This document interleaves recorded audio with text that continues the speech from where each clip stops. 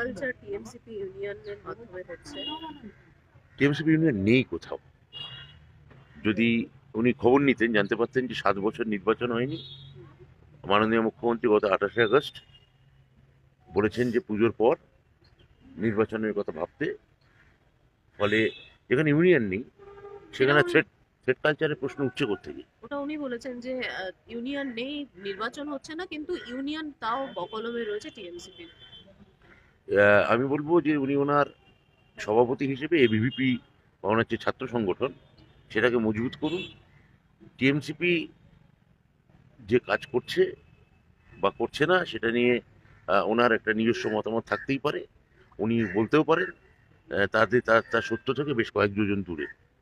অবশেষে আদালতের যে নির্দেশ ছিল আপার প্রাইমারি বিজ্ঞপ্তি জারি হয়েছে, মেধা তালিকার প্রকাশ হয়েছে। নিয়োগ কি পুজোর আগে হবে না নিয়োগের প্রক্রিয়া? এটা তো পুরো উত্তর এসএসসির এর খুঁটিনাটি বলবে। আমি সার্বিকভাবে বলতে পারি মাননীয় মুখ্যমন্ত্রী যেমন বলেছিলেন, যেমন চেয়েছিলেন, যেমন মুখ্যমন্ত্রী আমাদের নির্দেশ দিয়েছিলেন সেই অনুযায়ী এসএসসি পুজোর আগে তাদের নোটিফিকেশন বার করেছে কোর্ট দেওয়া সময় তালিকার আগেই। এবং কাউন্সিলিংয়ের কাজ শুরু হয়ে যাবে। কবে এটা প্রক্রিয়া সম্পন্ন হবে এর বিস্তারিত জানতে চাইলে এসএসসির সঙ্গে আপনারা কথা বলুন। সুকান্ত মজুমদারের আরো অনেক চাকরি প্রার্থীরা তারাও এখনো করতে রয়েছে আমরা তো আশাবাদী, আমি আগেও বলেছি যে একে একে জট আমরা ছাড়াবো। প্রাইমারির ইতিমধ্যেই প্রাইমারির যে ভ্যাকেন্সি নির্ধারণ হয়েছে, প্রাইমারির মধ্যেই নিয়োগও হয়ে গেছে, আগামী দিনেও নিয়োগ হবে।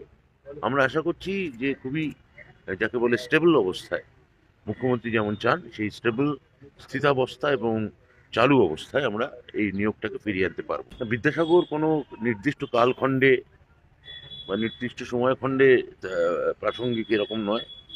আপনারা সমকালের সঙ্গে মিলিয়ে দেখতে চাইলে দেখতেই পারেন। গত 100 বছর আগেও বিদ্যাসাগর মানে তার মৃত্যুর যখন শতবর্ষ হলো 1920-তে বা 2020-তে যখন দ্বিশতবর্ষ হলো, আহ, তখনও তিনি প্রাসঙ্গিক। আবার 3020 সালেও বঙ্গজীবন যদি থাকে, বাঙালি জীবন যদি থাকে, তখনও তিনি প্রাসঙ্গিক, সচল এবং তাৎপর্যপূর্ণ এবং জঙ্গম থাকবে।